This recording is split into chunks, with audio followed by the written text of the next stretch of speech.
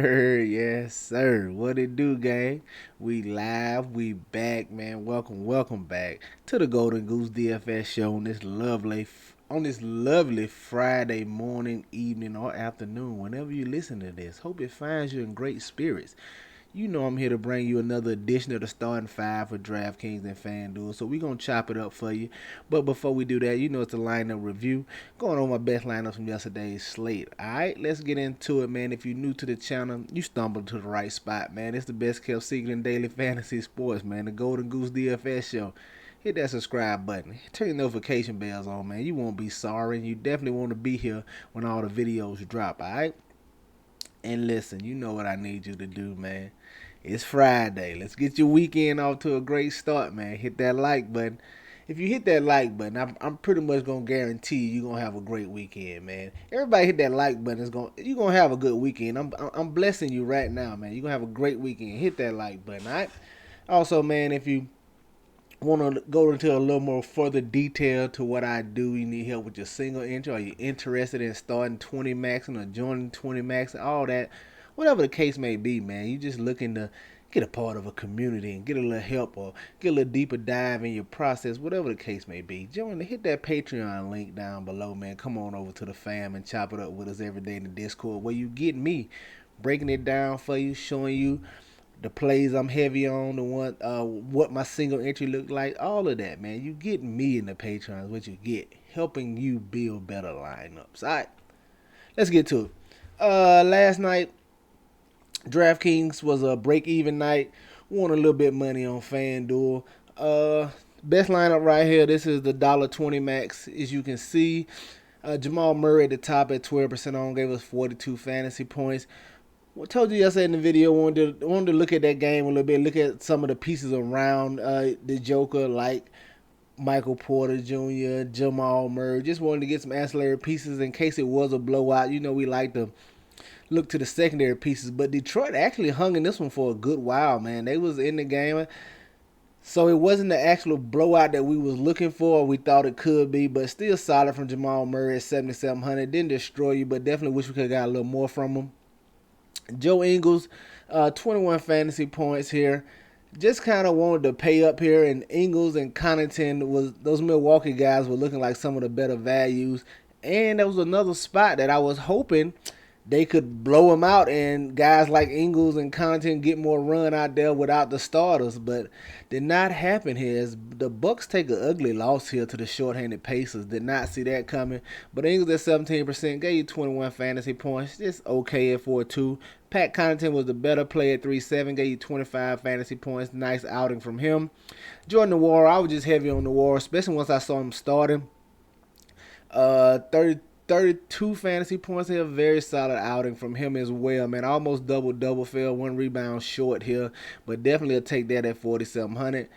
Got the Jokic as well, man. I typically don't like playing Murray and Jokic together, but being that there was a smaller slate, I thought it would be a nice way to get different. Thought should have had a much bigger performance with the way Detroit hung in this game, but Jokic was solid at 61 fantasy points, man. Gave you 16.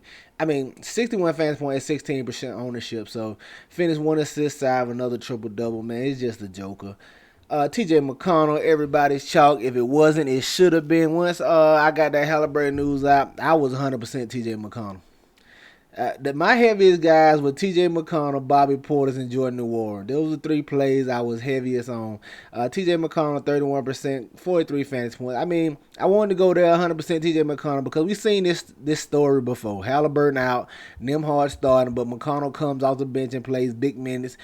30 plus minutes in this spot, and he just crushes, and that's what he did here again, man. At 5K, crushed with 43 fantasy points. Bobby Portis, man, he had 30.75 at like the end of the third quarter, man. He played almost a whole quarter and didn't give you nothing. Easily should have had a 40 burger here in this spot, but 31 fantasy points from Bobby Portis at 19% on, and then Nick Claxton down here. 26% on. He gave you 40 fantasy points in his matchup against the Sacramento Kings. All right, 296, my best lineup over there. Came in 1900 place somewhere in 1939. All right. FanDuel, you know where I'm at, the 222, man. Came in 33rd place. We still gunning it. I told you it's finna fall. It's finna fall before the week out. I'm still calling it. I said it on the other video. This contest is, I'm taking this down before the week is out. Believe that. 359. At the top, Markel Fultz. Man, I appreciate that performance there. 7% on, he gave you 50 fantasy points. I was not expecting that. Just trying to get different with this build. As you can see, I'm kind of chalky here with McConnell and Trent, and I actually thought Giannis would be more chalky than this, but only 17% on here. So we just was trying to get different, trying to go a little, trying to lock in Giannis, then go a little balance around it. As you know on FanDuel, you don't have that 4K value like you have on DK, man. The value over here is going to be 5-1, 5-2. You don't get a lot of those 4K guys over here on FanDuel at smash value spots. So just trying to go more balance around Giannis. Got Markel Fultz at 7.1%. Gave you 50 fantasy points. Definitely like that. TJ McConnell's more chalky over here. 43% on. Gave you 40. Gary Trent Jr. finally had a game at 30% on. I was light on him, but he had a nice game, 38. I really didn't like him, but it's 5-game slate, man. Kind of bring him into the player pool. Rodney McGruder with the big game at 8%. Did not see that one coming. 46 from him. Torrey Craig was okay. 24 fantasy points. Like I said, Giannis. I had Jordan Nwora heavily on both sides, man. I know he was a little more expensive over here, but I broke down the video. I just like to play, especially with those guys being out. I really wanted Hill to be out so he can get a little more offensive work, but still very solid here with 30 fantasy points. Got some Pascal Siakam. I finally got some Raptors right. Finally got some Raptors right, man. Siakam with a big game at 34%, gave up 53 fantasy points. And then we finished out with Bobby Portis right here, 31 fantasy points. All right, there you have it. Came in 33rd place, 359, my best lineup on FanDuel. Let's look at today's slate, man, on this Friday. We got a nice one for you, man. Plenty of news to wait on. You know how it go.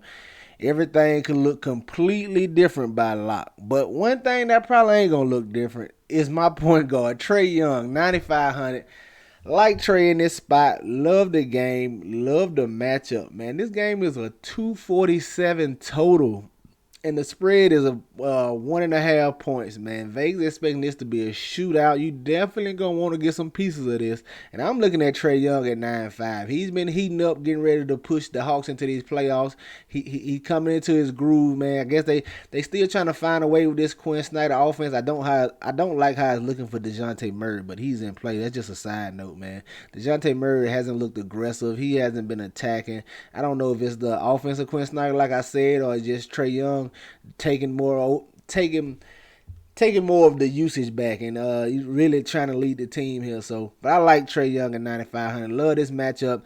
The Warriors defense has been a little shaky for the season, but that got to do a lot to do with injuries, and they have no Draymond tonight. So they're going to bring into my power forward as you see down there. But I like Trae Young at 9,500 in this spot. I expect him to continue to smash in a duel here with his guy Steph Curry. At the shooting guard, I want to look at Derek White, 5,500.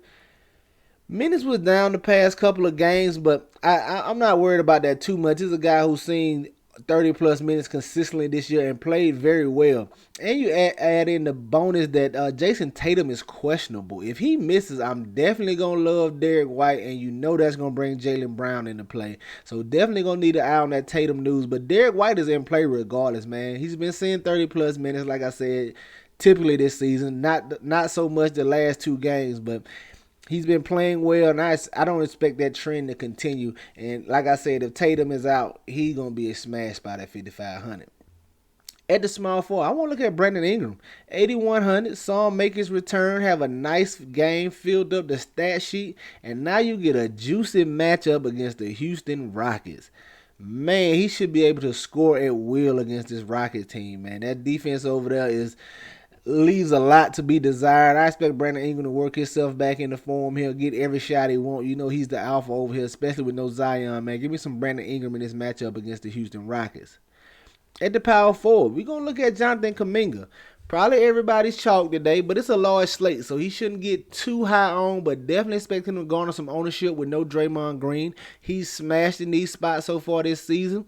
He's also failed in these spots, man. It's a mixed bag over here, but I love the game environment. Like I said, that 247 total is just too much to pass up, man. Give me some Jonathan Kuminga. Expect him to slide into the starting lineup in place of Draymond Green. At the center, I want to look at Zach Collins. He has just been playing lights out over the last couple of games. Set out last time out for rest purposes. Should be back. And he gets a great matchup against a Memphis Grizzlies team who has been getting destroyed by center since Steven Adams has went out. So I like getting Zach Collins right here, 6,500. Would love for him to get a little more minutes. Him being limited to 28 minutes is rough. Maybe he sees more than that with Bassey pretty much being done for the season. I don't know how much they want to run out Machiavelli down there. So Zach Collins could be in line for 30 plus minutes in this spot, and with the way he's been playing, should be definitely a smash spot here against Memphis. Always in line for a double double. I like getting to Zach Collins. There you have it, your starting five for DraftKings: Trae Young, Derek White, Brandon Ingram, Jonathan Kuminga, and Zach Collins. Let's go look at FanDuel and see what I'm feeling over there. At the top, man, staying with Steph. They say he should be good to go with thumb injury or thumb soreness, something like that with Steph. I don't know, but they pretty much say he's good to go. And that total in the game spread telling me he's good to go too. Sign me up for Steph Curry at 10K over here, man. Like I said, I expect this to be a battle between him and Trae Young, a little back and forth. You know, the aging point guard versus the up and coming young point guard, young lion, and Trae Young. I like this battle here. Let's see how it goes down. You know, Steph Curry been feisty as of late. He's getting in playoff mode, man. You see him chirping it up with Chris Paul the other night. He's being aggressive, and he's looking to lead his team to another championship. I like Steph. He's getting in his bag before the playoffs, man. Give me Steph in this matchup against the Hawks. At the shooting guard, I want to look at Derek White, 6,100. All the reasons previously stated, man. Just love the matchup as well. You know, Portland defense is not good at all. And if Jason Tatum misses, I'm gonna be high on Derek White and Jaylen Brown, as you all should, definitely. At the small forward, stand with Brandon Ingram, 8,200. I like the price tag over here. He's a thumbnail, man. You knew you was gonna see him over here. Listen, I love this matchup. Like I said, I expect him to just be able to score at will here against this team, man, and lead the Pelicans to a victory. Get you some Brandon Ingram. At the power forward, I want to look at Evan Mobley. 8K, should be still starting at the center spot. Jared Allen's out. And you know centers kill the Washington Wizards, man. He has a huge size advantage on Gafford, just the length. He's just too tall. I expect him to have his way down here going against these Washington Wizards, man. I got plenty of interest in Evan Mobley right here in this spot. And then at the center, I want to look at Kevin Looney. He's another guy that's got a questionable tag here. He should be good to go. He's probable. I ain't gonna say he's questionable. They said he's probable, so I'm gonna take that as he's playing, and he should see big minutes here. They're gonna need his size down there against the likes of Capella and Okongwu, and he's already smashed in this spot before playing the Hawks earlier this season. Definitely should see big run with no Draymond Green, man. I like getting the Kevon Looney right here at 5,900. So there you have it. Just starting five on FanDuel. Kevon Looney, Evan Mobley, Brandon Ingram, Derek White, and Steph Curry, man. Get you some exposure to these guys. Get them in your player pools. They for sure going to be in mine, man. If you want to do 20 max, need help with your singer, hit that Patreon link, man. That's going to do it for us here today. Y'all know the motto. Chances make champions. Y'all green up, man. I'll catch y'all next time, all right? Let's get it.